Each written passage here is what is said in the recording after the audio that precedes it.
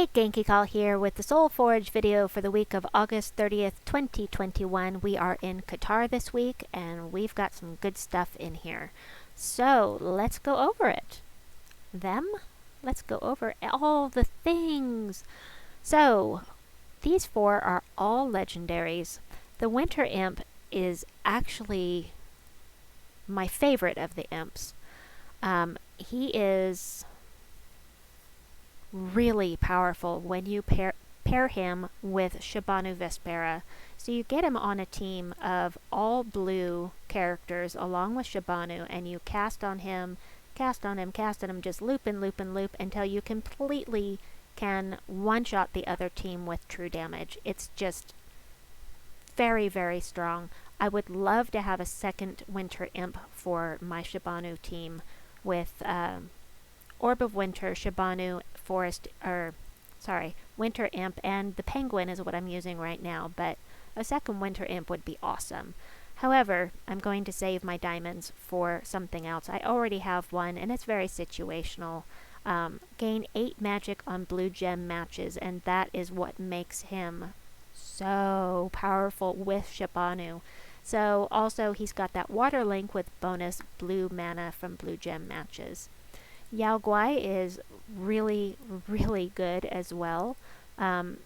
He does damage to the first 2 enemies boosted by his life. It's a 3-to-1 ratio, but it can really add up. And if you've ever faced him in PvP or Guild Wars, you know what a force to be reckoned with he can be. He also transforms all purple gems to red, so you can get an extra turn if you get things lined up properly. He steals life from the first 3 enemies steals 3 life from the first enemy when matching red gems as well. And he has that infernal armor, so if he ends up at the front of the team, he's going to reflect 25% of the skull damage. Also, we've got Solzara, who is a very nice, she's a nice necromancer. So there are lots of necromancers you can use. You don't have to use Solzara. I like using her, but she's not a troop I have to have. However, if the enemy's life is greater, deal triple damage and gain triple souls, that is pretty cool.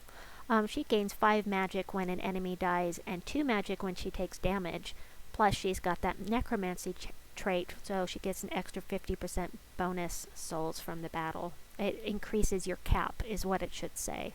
You don't actually get plus 50% bonus souls. You get a chance to have an extra 50% bonus souls, depending on how many you gain during the battle. Nutcracker, 1225, eliminates all armor from an enemy, explodes all gems of one of the enemy's colors, and then explodes all stone blocks, which is only helpful if you take him delving. I have him and I've never actually used him. He can be pretty useful on a mech team especially. And something nice about him is if he gets webbed, he has no magic. There are no variables here. You see there's no purple. So even if he gets webbed and all of his magic gets wiped out, he's still going to do all of these things. Plus he gives 4 armors to all mechs when matching 4+ gems. So, and gives them +2 armor at the start of the battle as well. As always, I have to say, normally you're going to want to save your diamonds for mythics, unless there's something you are desperate to have, or you've got to have something to get your power level up in a kingdom. Then I generally don't recommend crafting legendaries. Leona's Tower and Hatir Ascendants and Zathenos are always here. So is Zul'Goth and Enraged Kurandara. But we've got Undine, which I don't own, so I can't tell you much about him. I haven't heard a lot of positive things about him. As far as his traits, he submerges himself at the start of every turn, which would make him a real pain to fight if you're using scatter damage or damage to all enemies, like Queen Bee, Gob Truffle, that kind of thing. He does damage to an enemy and the enemy below, boosted by Merfolk and submerged allies. Submerge blue allies, silence blue enemies. This could be useful in Guild Wars, actually. I'm surprised I've never seen him in Guild Wars, when you consider that he silences all blue enemies. Anyway, Undine, I just can't tell you anything about it besides what I'm seeing here. Sycorax, though. Sycorax is, to me, the big ticket item for this week as far as troops go.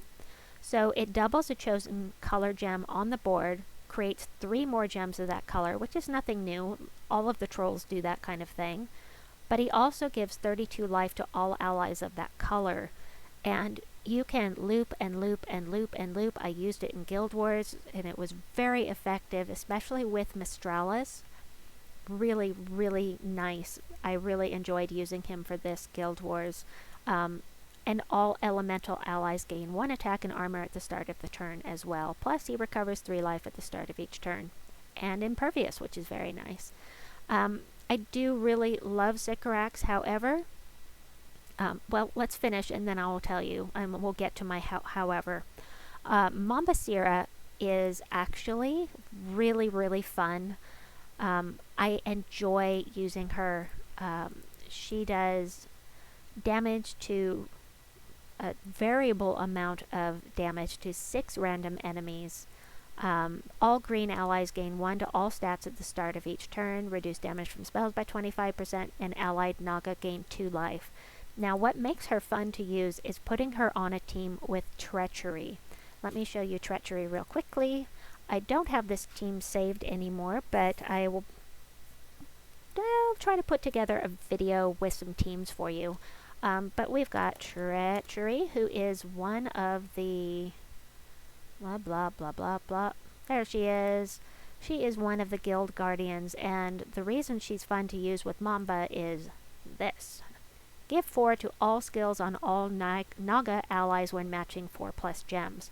And so having your hero as an assassin, which makes them a Naga, and using Cobra's something to get lots of match 4s, and you are just going to see Mamba's attack go up and up and up. I've done explore level 12s with this team. It's called Cobra's Curse. So it's Treachery in the front, then Marilith, then Cobra's Curse, and then at the back we've got, oh no, then Marilith, Cobra's Curse, no. Sorry, it's been a while. Treachery, Cobra's Curse, Marilith, Mambasira, and keep losing my mind. Anyway, it's a fun team to use.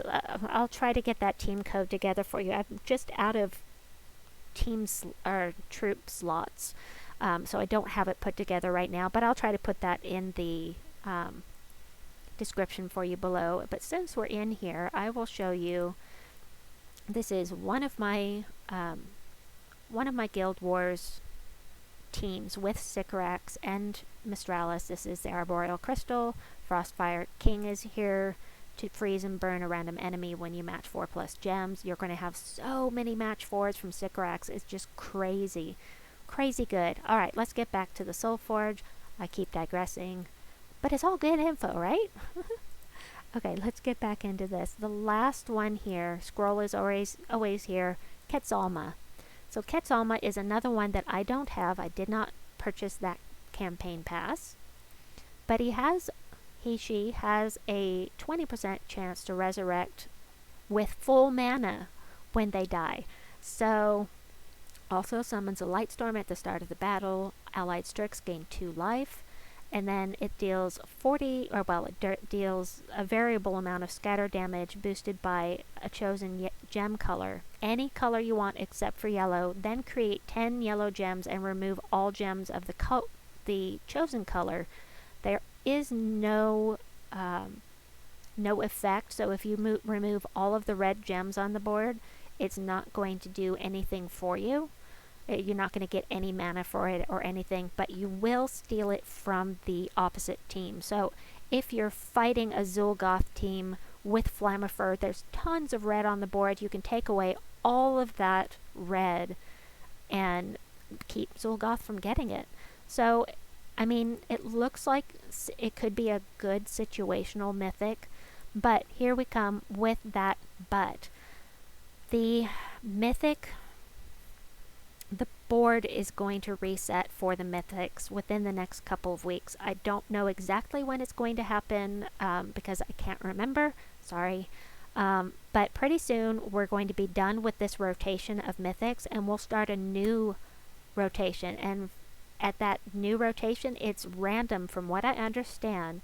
The new rotation is completely random and we could have Sycorax again in 2 weeks, or we may not have Sycorax again till the end of next rotation. I don't know, but that is something to keep in mind. So if you're desperately wanting Obsidious, for instance, or you're wanting the Wild Queen, that kind of thing, and you only have 4,000 diamonds, you might want to hold on to your diamonds and just hold off on any of these. It's, of course, subjective. It's what you're looking for in the game, where you are, what mythics you already have. You know, it's a person-by-person basis and what is best for your play style. But I've given you the information and you can do what you like with it. As far as weapons go, there's some exciting stuff in here. First of all, the Withering Touch looks really interesting to me. So, pardon me. Steal life from the first enemy and drain all mana from them. That looks like it could be a lot of fun. I like the sound of it, and so I am going to craft it. This is a entirely blue weapon, so it could be really fun because I just like it. So I'm going to craft it. And we'll go into, I'll try to remember, sometimes I forget, but I'm going to try to remember to go into my weapons and show you all of the upgrades as soon as we finish here. So the Bone Shield does damage to an enemy boosted by Qatar allies, then create a mix of 6 purple and brown gems for each Qatar ally. Now the thing is that the really useful Qatar troops are all use purple and brown, so I like this. We've got a boost ratio of 6, which sounds awesome to me, so I'm going to craft this as well. Yes, I should be saving my diamonds for a mythic, but there's not something I have to have right now. So I'm going to go ahead and craft some of these weapons that look good to me. The Dead Gauntlet, damage to an enemy boosted by undead allies, then create 6 blue and purple gems for each. Okay, this is blue and purple gems for each undead, and it's for undead, it's not for Qatar. So, let's go into troops and see what we have that's blue and purple for undead before, you know, that will help me decide whether or not to craft this. And it is a red and brown weapon, which is interesting. So it doesn't feed into itself, and that is good to know. But let's go look at the... Oh my gosh, I've just lost it. Was that blue and red? Oh, I'm so sorry. I'm thinking ahead, and I'm thinking of 6 things at once, and so I'm losing things. Okay, blue and purple for undead. Blue and purple. Blue and purple, blue and purple. Undead. Undead. There we go. We've got purple, we've got blue. Let's see what we've got here. Ooh. Bone Dragon, Crimson Bat, Judge of the Dead, ooh, Keeper of Souls, Vanya, I like Vanya. Well, I mean, she's best in delving, really, but I'm not sure. Oh, Sharonis. Sharonis and Judge of the Dead are fun to use together on delves, especially. So it might be worth it for that. Haven't even looked at what Jackal does. Deathmark a random enemy. Create 1 to 3 blue mana potions. I love the mana potions. If any enemy is frozen, there's a 50% chance to gain an extra turn, which is cool.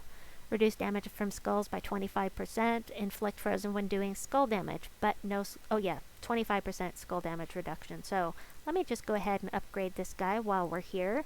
Got that extra mythic level troop for my kingdom, which I needed. We'll just do that. I have so many orbs of growth, I should probably just use them. But I'm going to go ahead and I'm going to trade him as well. I have lots of orbs of wisdom too. I should be using them. Oh well. Let me see what else we have here that we might use on the same team. I mean, it has potential to be good.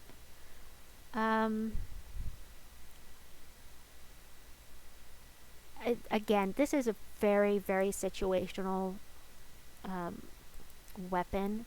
Let me see how many diamonds I've got. Oh my god, I only have 458 left. Okay, so I'm probably not going to craft that one. I was waffling on it anyway. So the Scythe of Qatar is another one of those 75 diamond weapons that is specific to Qatar, obviously. It removes all purple gems with no effect. Does damage to the enemy boosted by the gems removed, so it's a 3-to-1 ratio. If the enemy is from Qatar, deal double damage.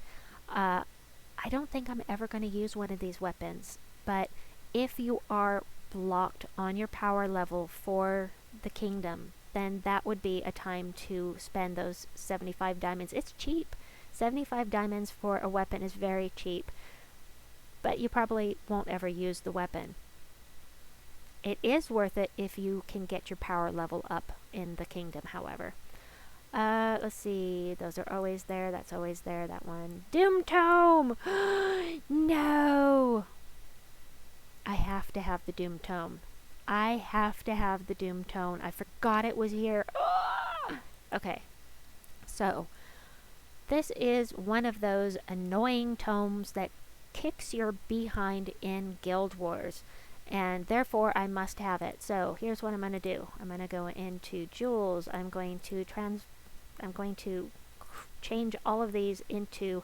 Oh, look at how many diamonds I can make. Oh, thank you, shards. Alright, so now I'm good. Phew! I'm going to use a lot of them now, but I have to have that Doom Tome. I'm not interested in the Dooms that heal. There are lots of weapons and troops that heal, and so it's not worth it to me, but right now the Doom Tomes are meta, and they're kicking my butt, so I have to have it. So, 1 Doom Tome for Genki Call. Woohoo! Lastly, yes, the last one was the Doom Tome. I'll bring this up again so you can see.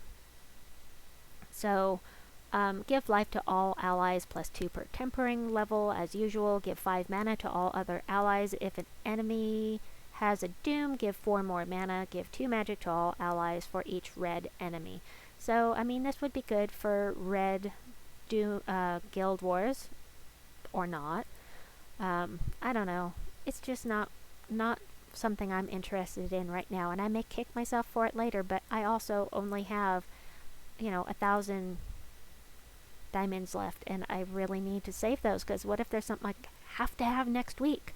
So, now let's go into the weapons, and I will show you the things I just crafted and what kind of upgrades they have. Because I'd really like to be able to see these upgrades before I buy them. But there's no easy way to do it in the game. So, Bone Shield. We've got Armor, Armor, Life, Armor, Magic. Gain 4 Armor, create a Skull, create a Doom Skull, and create a Bone Storm. So, that is what we have for the Bone Shield, which is the Qatar one. It would be really great with the current event if it boosted skull damage, which it doesn't. The medal / badge for the event only boosts spell damage, which really sucks. Okay, to me. Because I like skull spamming. And then we got Withering Touch, +2 life, +4 armor, magic, life, magic. Eliminate 2 points of a random skill from the first enemy, create a doom skull, gain 4 souls, and death mark the first enemy. So that is this one. We'll get that. Whoopsie.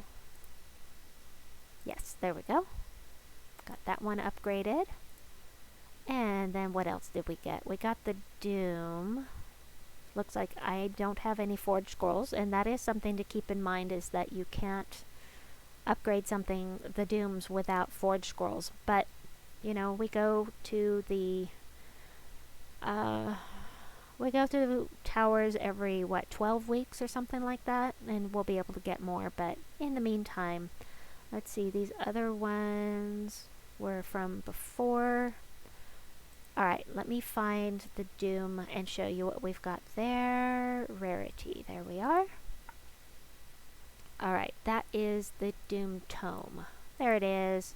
Can't upgrade it, don't have any blue forge scrolls, but what we've got is life, magic, attack, magic, gain 4 armor, freeze the first enemy, deal 5 scatter damage, which is great for breaking barriers, create an ice storm, and drain 2 mana from blue enemies. So yeah, I'll upgrade it at some point. At some point I'll have the scrolls to do it, but that is the Soulforge video for this week. We'll be back with another one next week, and now I'm going to work on the world event video for you. So please like and subscribe, and we'll see you soon. Bye bye.